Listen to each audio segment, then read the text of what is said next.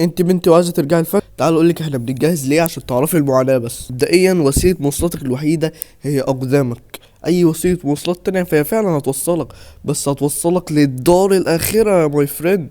لازم قبل ما تخش اي شارع تبص كده بصه ايه جانبيه. لو شفت المنظر ده فك سبرنت على طول عكس الاتجاه، لان دول شباب شاربين كاس بيرة اكبر من بتاع فرعون شخصيا.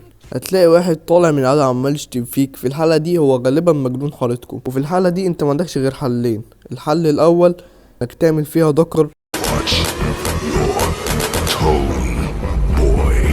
وده هينتهي بيك انك مروح بيتك جري سبرنت، ده لو وصلت اساسا. في الحل التاني واللي احسن لنا يعني بنستخدمه معظم الاوقات، انك بتديله واحدة حبيبي يا قلبي، احنا اصحاب بلدنا. هو يفتكرك من نفس نوعه، يعني من نفس شبهك كده زيه، فالمهم هيسيبك وهتروح.